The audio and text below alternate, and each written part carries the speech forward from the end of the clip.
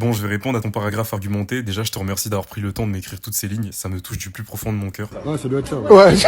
Alors. Premier argument, en critiquant ce slogan dit féministe, je détourne volontairement le débat pour contrecarrer le féminisme. Alors, Non, tu dégages! premièrement, tu n'es pas sans savoir que le choix du slogan utilisé pour représenter une lutte a une influence capitale sur la manière dont le grand public perçoit cette lutte. Donc, si tu as pour slogan une insulte généralisée, on peut légitimement se demander si le message dessert plus ou renforce la cause qu'il prétend soutenir. Mais frérot, vite fait. Et j'ajouterais d'ailleurs que critiquer un outil de communication, ce n'est pas rejeter les causes ni les luttes corrélées au féminisme, mais plutôt se questionner sur des moyens plus intelligents de communiquer. Mais je pense que tu pensais pas que j'allais dire ces choses-là.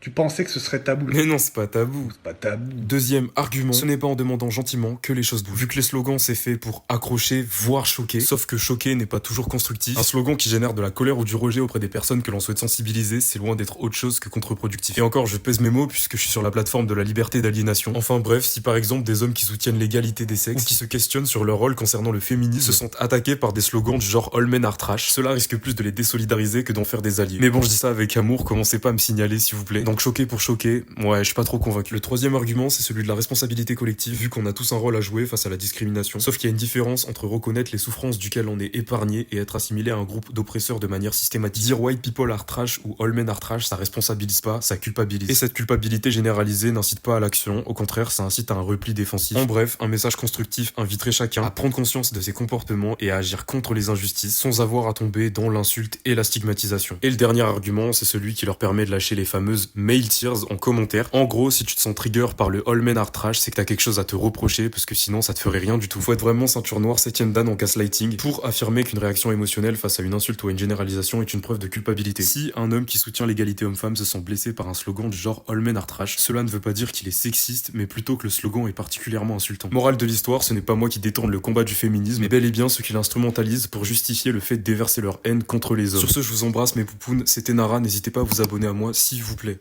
Bisous ma poupoune.